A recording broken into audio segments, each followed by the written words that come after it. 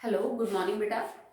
हम लोग 9th class chemistry continue कर रहे हैं, चैप्टर फर्स्ट। और उस आज का टॉपिक है हमारा एनसीईआरटी एग्जाम्पलर प्रॉब्लम्स। ठीक है, तो लास्ट जो हमने डिस्कस किया था दैट इज एक्सरसाइज क्वेश्चंस। आपने कर लिए होंगे, टेक्स्ट बुक कर चुके हैं हम पहले उससे।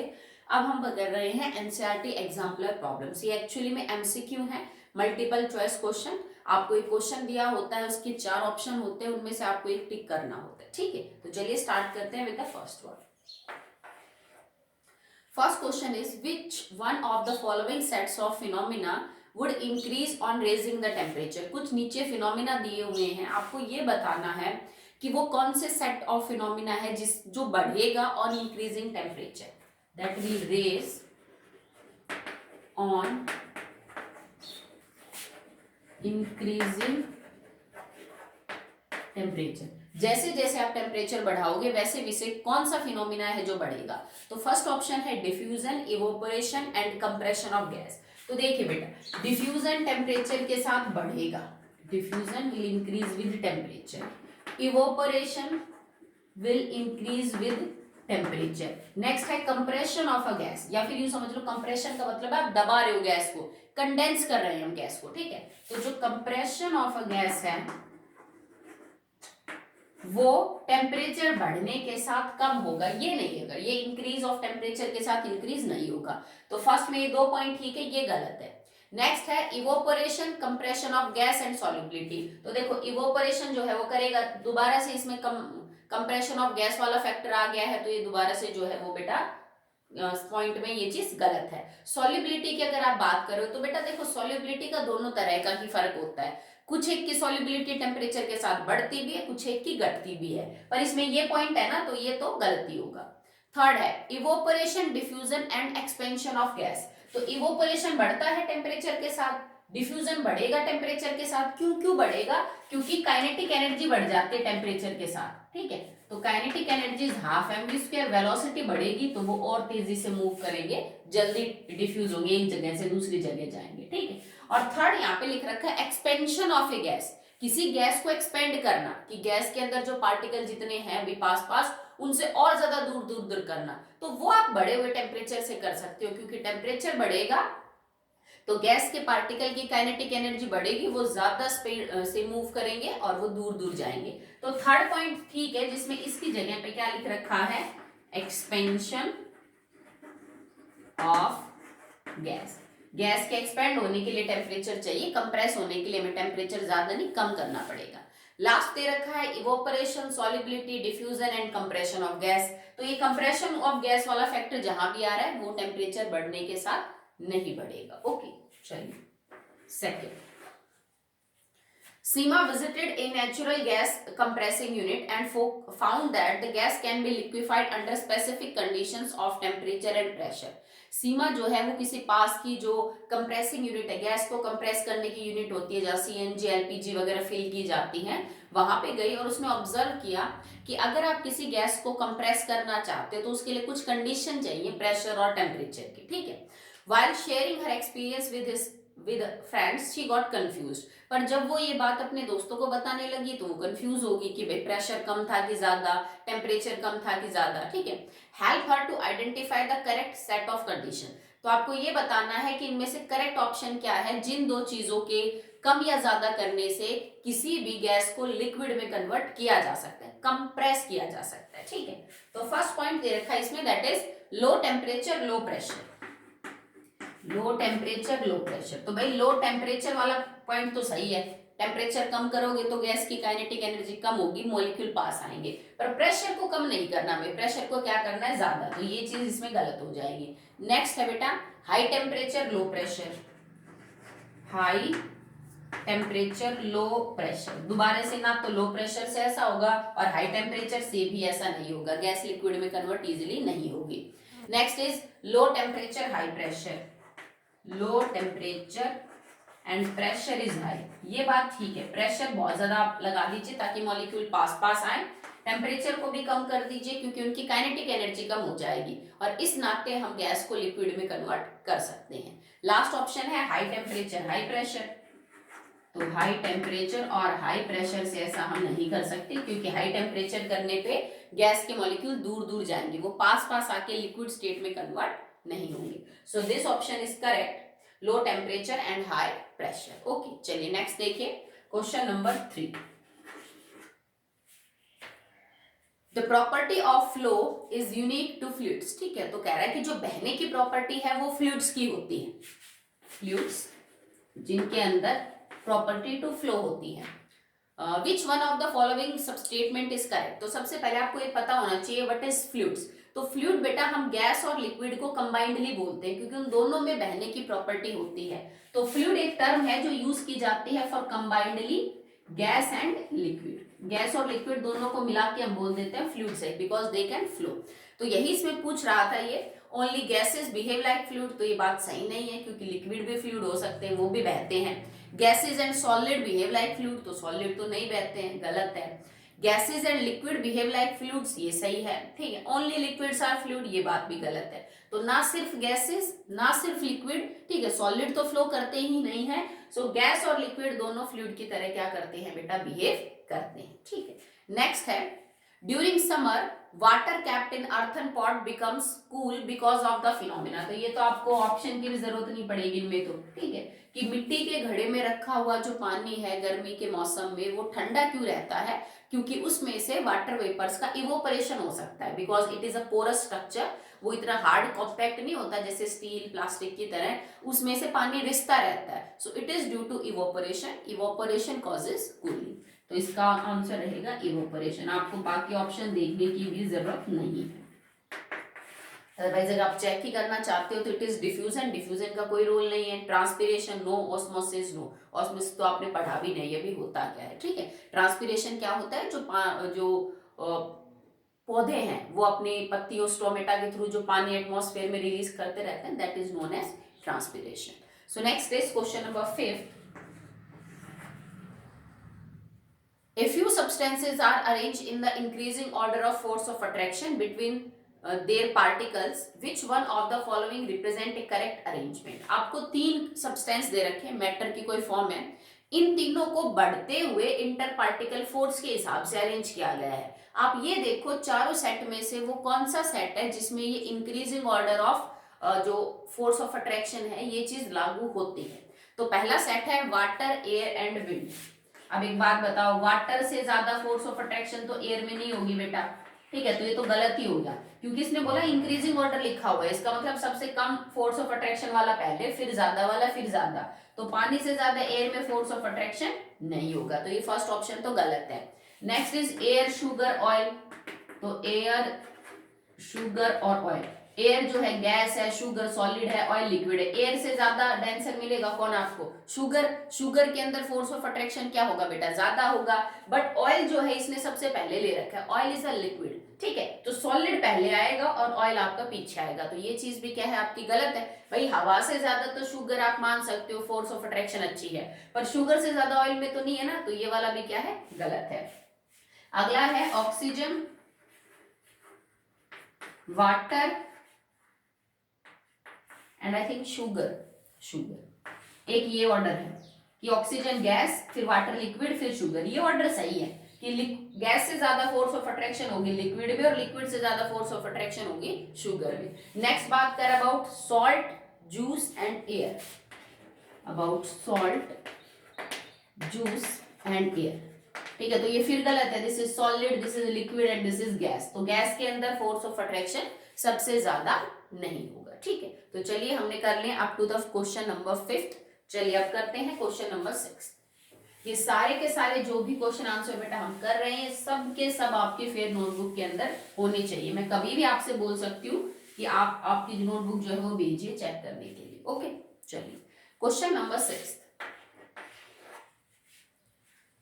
On converting 25 degree Celsius, 38 degree Celsius and 66 degree Celsius to Kelvin scale, the correct sequence of the temperature will be। आपके पास 3 टेम्परेचर हैं, one is 25 degree Celsius, one is 38 and 66, 38 degree Celsius and 68 degree Celsius। आपको तीनों को kelvin में convert करना है और जो टेम्परेचर आएगा वो फिर रेस्पेक्टिवली बताइए कि आप सही ऑर्डर में क्या है। तो देखो आप इसमें भी 273 ऐड कर दो, इसमें भी 273 और इसमें भी 273 ऐड कर दीजिए। जो भी आपका आंसर आएगा that will be the temperature respectively in the kelvin. आप कर लोगे टिक, नो प्रॉब्लम। नेक्स्ट करिए question number 7। Choose the correct statement of the following. आप करेक्ट स्टेटमेंट पता करिए, कुछ नीचे दे रखे हैं आपको, उनमें से सही कौन सा है। First is conversion of solid into vapour without passing through the liquid state is called as vaporisation. इसका मतलब अगर आप किसी चीज को सीधा सॉलिड से वेपर मतलब गैसियस स्टेट में कन्वर्ट कर रहे हैं तो इस प्रोसेस को हम वेपराइजेशन बोलेंगे। नहीं, गलत बात है ना। अगर सॉलिड को सीधा गैस में कन्वर्ट कर रहे हैं without converting into liquid state, the process is known as sublimation, not vaporization. Okay. Conversion of vapor into solid. अगर आपको वेपर मतलब गैसेस फॉर्म को सॉलिड में कन्वर्ट करना है, हमें सब्लिमेशन का उल्टा करना है, देन अच्छा conversion of vapour into solid without passing through the liquid state is known as sublimation. Actually it is dublimation. तो चलिए चेक करते हैं, गैस को जब आप सॉलिड में कन्वर्ट करोगे ये तो उल्टा हो जाएगा, it is desublimation. Okay, conversion of vapour into solid without passing through the liquid state is called freezing. अगर आप वेपर को कन्वर्ट कर रहे हो into the solid state without passing the liquid state then it is freezing. No, ठीक है। Conversion of solid into liquid is called sublimation. तो कह रहा है कि क्या सॉलिड से लिक्विड होना सब्लिमेशन है? No, it is fusion. तो देखो आउट ऑफ दिस 4 स्टेटमेंट अगर आप एक्चुअली देखो तो गैस को कन्वर्ट करना into solid it is reverse of sublimation, ठीक है, दैट इज ड्यूब्लिमेशन। बट अगर आप किसी क्लोज कंटेनर के अंदर इसको लेते हो, जैसे मान लो आपने कपूर की गोली ले रखी किसी बंद बर्तन में, धीरे धीरे उसके वेपर बनेंगे तो वो सॉलिड से गैस में जाएगा, ठीक है, पर क्योंकि तुमने बर्तन को बंद कर रखा है, ठीक है, तो उसके बाद जो ऊपर गैस ये जो वेपर होंगे नेफ्थलीन के, कैम्फर के, ये आपस में जुड़ेंगे टू अगेन फॉर्म सॉलिड और फिर एक इक्विलिब्रियम आ जाएगा बिटवीन गैस एंड सॉलिड। तो इसने यहाँ पे इसको सब्लिमेशन बोला है। एक्चुअली में आप जानते हो the correct name for this process is desublimation, जो मैं आपको ऑलरेडी समझा चुकी हूँ। हमने लास्ट एक डायग्राम किया था क्वेश्चन, उसमें आपको एक चीज बताई गई थी, पर बाकी तीनों पॉइंट्स तो मैच ही नहीं करते हैं। तो यही है कि sublimation without converting into liquid state, अगर आप गैस को सॉलिड को गैस में कन्वर्ट कर रहे हैं देन इट इज सब्लिमेशन, ठीक है। चलिए नेक्स्ट क्वेश्चन है question number 8। The boiling point of diethyl ether, acetone and N-butyl alcohols are 35 degree Celsius diethyl ether का। Next is 56 degree Celsius it is for acetone and 118 degree Celsius for N-butyl alcohol. बेटा ये तीनों organic compound हैं जो अभी आपको समझ नहीं आएंगे और 10th क्लास के अंदर आपको पता चल जाएगा कि हम किन कंपाउंड्स के बारे में बात कर रहे हैं। ओके, सो ये 3 ऑर्गेनिक कंपाउंड है जिसका 35 degree Celsius, 56 degree Celsius and 118 degree Celsius are their respective boiling point. ये 3 कंपाउंड्स के बॉइलिंग पॉइंट है, ठीक है।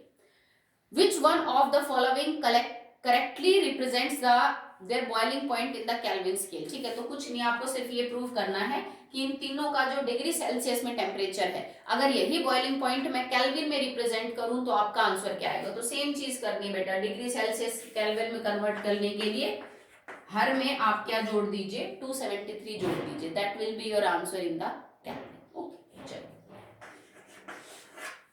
9, Which condition out of the following will increase the evaporation of water? कह रहा है कि अगर आपको मान लीजिए पानी का इवोपरेशन ज्यादा करना है, जल्दी करना है, तो कौन सी कंडीशन है जो इवोपरेशन का रेट बढ़ा देगी। हमने पढ़ा था ना इवोपरेशन किन किन बातों पे डिपेंड करता है, उनके बारे में बात हो रही है। Number 1 increase in the temperature of water. अगर तुम पानी को ज्यादा गर्म करोगे तो उसका इवोपरेशन ज्यादा होगा, correct statement. Decrease in the temperature, गलत बात, अगर टेम्परेचर कम कर दोगे तो इवोपरेशन कम, बिकॉज काइनेटिक एनर्जी कम हो जाएगी। Less expose surface area of water, मतलब आपने किसी ऐसे कंटेनर में पानी को रखा है कि पानी बाहर एटमॉस्फेयर के कांटेक्ट में कम आ रहा है, मतलब उसका सरफेस एरिया कम है, तो ये भी गलत बात है। सरफेस एरिया ज्यादा होने से इवोपरेशन ज्यादा होता है।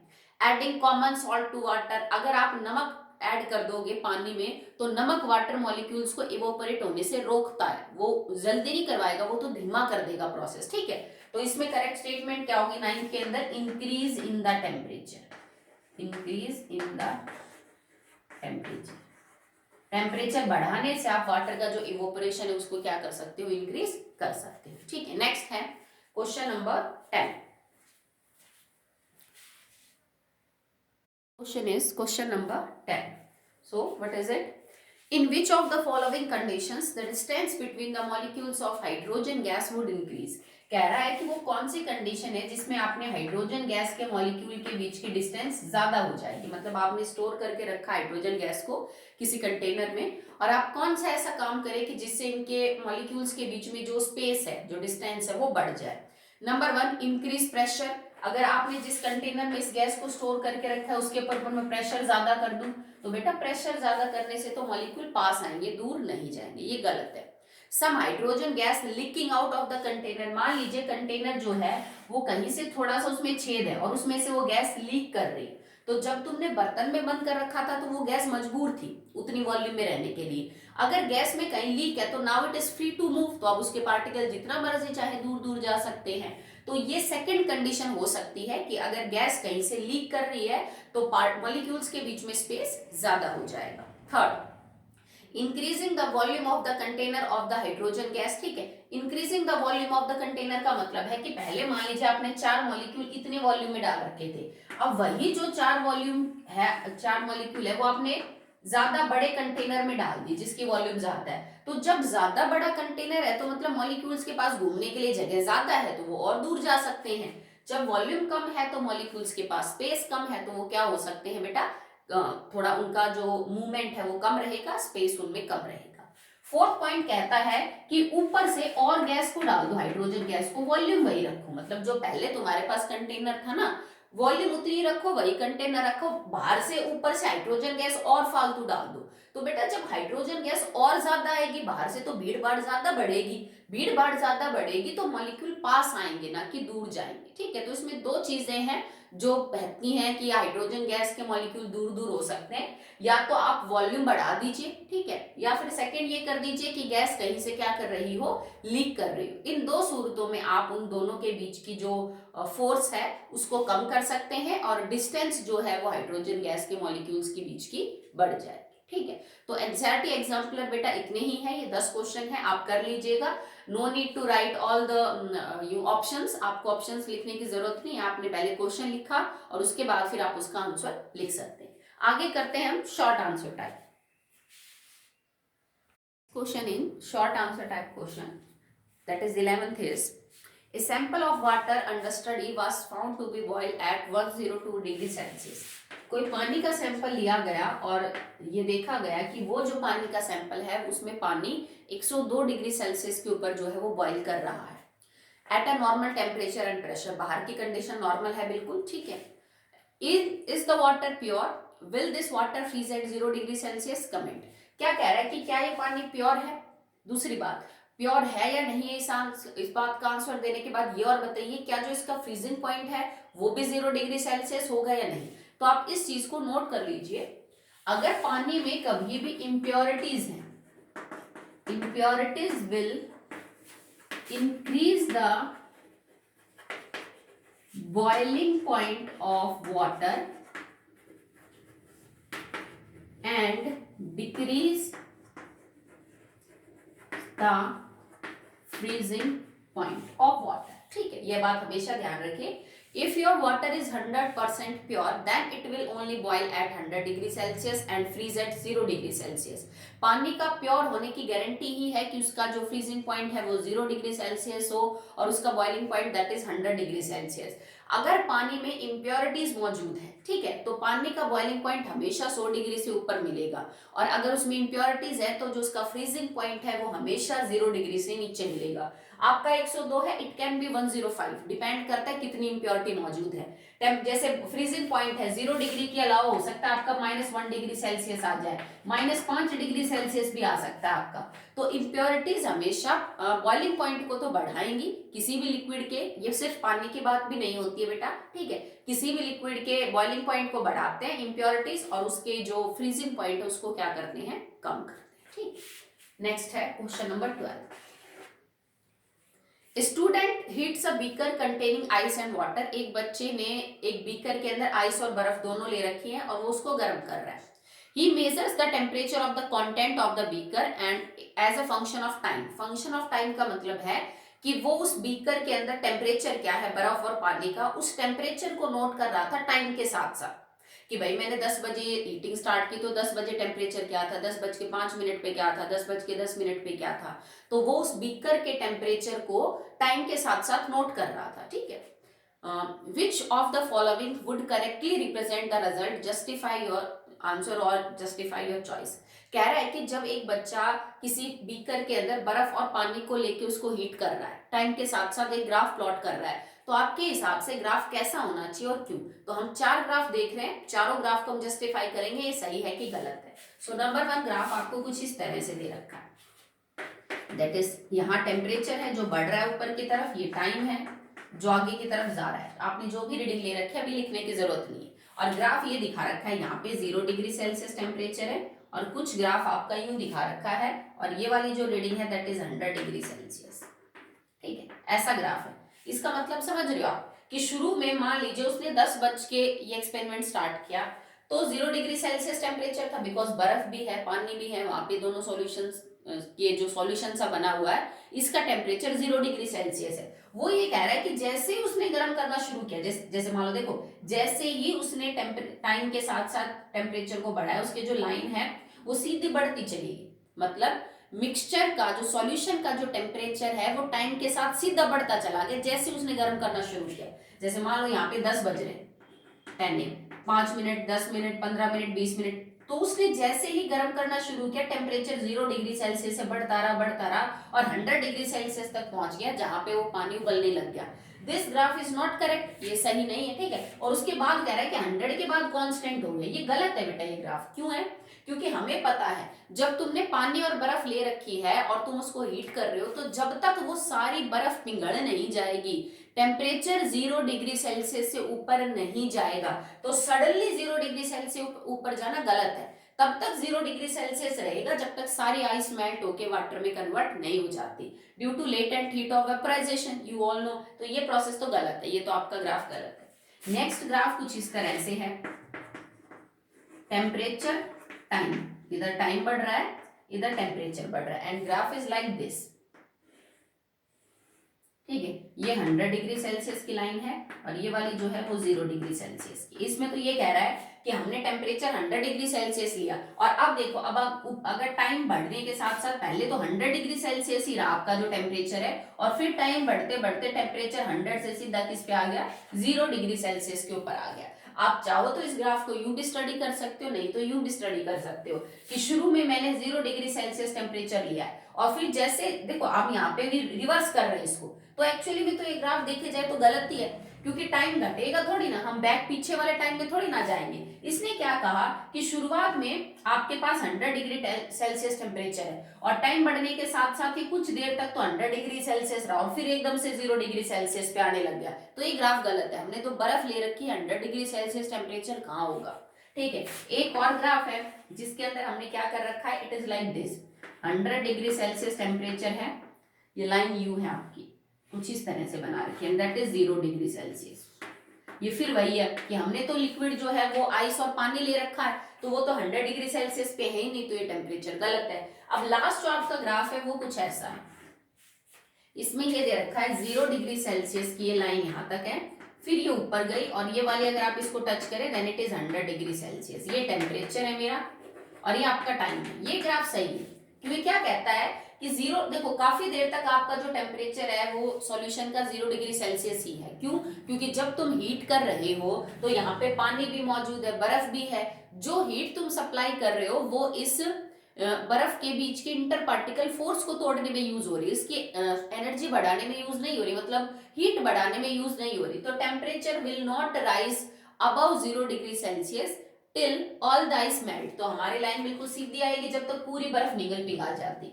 इस टेम्परेचर पे सारे आइस वाटर में कन्वर्ट हो चुकी है और तुम फिर भी उसको हीट कर रहे हो, टेम्परेचर बढ़ा रहे हो, तो धीरे धीरे टेम्परेचर बढ़ेगा और फिर 100 डिग्री सेल्सियस आ जाएगा, पानी इस पे क्या करने लग जाएगा, बॉयल होने लग जाएगा। ठीक है, तो ये आपका सेकंड क्वेश्चन था। आगे देखिए, नंबर 13th। तो 13th जो क्वेश्चन है वो fill in the blanks type है। First is evaporation of a liquid at a room temperature leads to effect. जब भी किसी लिक्विड का रूम टेम्परेचर के ऊपर इवोपरेशन होगा तो उससे क्या असर होगा? It causes cooling. तो सबसे पहले आएगा कूलिंग। इवोपरेशन से हमें कूलिंग इफेक्ट फील होगा। सेकेंड है at room temperature the force of attraction between the particles of solid substances are dash than exist between the gaseous state। कि रूम टेम्परेचर के ऊपर सॉलिड के बीच में जो फोर्स ऑफ अट्रैक्शन है वो गैस से कैसी होगी? स्ट्रॉन्गर। ठीक है, तो सॉलिड के अंदर फोर्स ऑफ अट्रैक्शन स्ट्रॉन्गर होगी as compared to gaseous state. The arrangement of particles is less ordered in the state, however there is no order in this state। भाई पार्टिकल्स कम व्यवस्थित किस स्टेट में होते हैं? लिक्विड स्टेट में। ठीक है, जबकि बिल्कुल अव्यवस्थित होते हैं किसमें? गैसियस स्टेट में। भाई गैस में तो बिल्कुल ही दूर दूर होते हैं, लिक्विड में थोड़ा पास होते हैं। Is the change of gaseous state directly to solid without going through fill in the blank state। ठीक है, तो जब कोई गैसियस सब्सटेंस डायरेक्टली सॉलिड में कन्वर्ट होता है तो process is known as sublimation. और सब्लिमेशन में जब सॉलिड सीधा गैस में कन्वर्ट होता है तो कौन सी स्टेट नहीं आती? लिक्विड स्टेट नहीं आती। ठीक है, the phenomena of change of liquid into the gaseous state at any temperature below it's boiling point is. किसी भी लिक्विड का उसके गैसियस फॉर्म में कन्वर्ट होना उसके बॉइलिंग पॉइंट से नीचे, इसको हम क्या बोलते हैं? Evaporation. This process is known as evaporation. Okay, so now 14th and 15th जो क्वेश्चन है। ठीक है, तो 14वां और जो 15वां क्वेश्चन है, 14वें में आपको कुछ यूनिट प्रॉपर्टीज दे रखी हैं, उनकी यूनिट से उनको मैच करना है। जैसे प्रेशर की क्या होगी? Pascal. Temperature is in the kelvin. ठीक है, डेंसिटी की यूनिट्स क्या हो सकती है? किलोग्राम पर क्यूबिक मीटर। मास की क्या होगी? किलोग्राम। एंड वॉल्यूम की क्या हो सकती है? Cubic metre. तो ये मैंने लास्ट में आपको करवाया था कि कुछ क्वांटिटीज की क्या क्या ऐसा यूनिट्स होती है, तो आपको सिर्फ कॉलम ए से कॉलम बी को मैच करना है और ये याद भी करनी है बेटा, ये इंपॉर्टेंट है, आगे आपको क्लासेस में काम आएंगे। इससे अगले वाला है the non SI and SI units of some physical quantities are given in the column A and B. अब इन्होंने क्या कर रखा है कि एक क्वांटिटी की एक तो एसआई यूनिट और एक नॉन एसआई यूनिट, मतलब एक तो स्टैंडर्ड यूनिट ले रखी है, एक उसी प्रॉपर्टी की कोई भी यूनिट ले रखी है। जैसे मान लो मास की एक तो मैं केजी ले लूं और एक मैं ग्राम ले लूं, तो भाई है तो दोनों मास की यूनिट, ऐसा यूनिट हो जाएगी केजी, और नॉन ऐसा यूनिट क्या होगी आपका? That is in gram, milligram, ये सब हो जाएगा।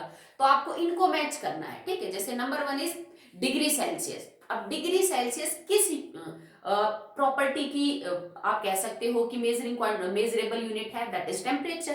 ठीक है, बट इसके एसआई क्या है? केल्विन। तो हम डिग्री सेल्सियस को किससे मैच कर देंगे? केल्विन से मैच कर देंगे कि भाई दोनों ही टेम्परेचर की यूनिट है, बट केल्विन एसआई है और जो नॉन एसआई है वो क्या है? Degree Celsius. ठीक है, नेक्स्ट इज सेंटीमीटर। तो सेंटीमीटर किसकी है? लेंथ की यूनिट है, बट लेंथ की यूनिट क्या है? SI, that is metre. तो हम मीटर से सेंटीमीटर को मैच कर देंगे कि मीटर एसआई और centimetre is the non SI unit. ठीक है, जैसे आपसे बार पूछा गया, तो बार जो है बेटा वो प्रेशर की यूनिट होती है। बार, टोर, एटमॉस्फेरिक, ये सब किसकी यूनिट है? प्रेशर की। बट प्रेशर के लिए जो ऐसा यूनिट है that is known as pascal. तो आप इसको किससे मैच कर देंगे? पास्कल से। मिलीग्राम। अब मिलीग्राम क्या है? वजन की यूनिट है, बट ऐसा यूनिट जो है वो किलोग्राम है, तो हम मिलीग्राम को किससे मैच कर देंगे? किलोग्राम से जो है वो मैच कर देंगे। एक रहेगी ग्राम पर सेंटीमीटर क्यूब। तो ग्राम पर सेंटीमीटर क्यूब ये बेटा डेंसिटी की यूनिट है। ठीक है, बट ये ऐसा यूनिट नहीं है क्योंकि तुमने मास ले रखा है ग्राम में और तुमने वॉल्यूम ले रखी है सेंटीमीटर क्यूब में। इसकी ऐसा यूनिट हो जाएंगी किलोग्राम पर मीटर क्यूब। तो ये दोनों क्वेश्चन आप खुद कर लेना क्योंकि ऑलरेडी मैं समझा चुकी हूँ, वैसे मैंने अभी भी बता दिया। ये याद करने का पार्ट है बेटा, आपको याद होना चाहिए कि किसी भी यूनिट के एसआई या नॉन एसआई यूनिट जो है वो क्या है। जैसे मान लो किलोग्राम है मास यूनिट, बट हम ग्राम भी बहुत यूज करते हैं। ठीक है, करते हैं ना। जैसे मान लो किसी को ज्वेलरी मेजर करनी हो तो ज्वेलरी तो हम केजीज में नहीं लेते, हम ग्राम्स में लेते हैं। तो यूनिट ये भी काम में आती है। तो आपको नॉन एसआई यूनिट भी पता होनी चाहिए और एसआई यूनिट भी। ठीक है, आज के लिए इतना ही, आगे फिर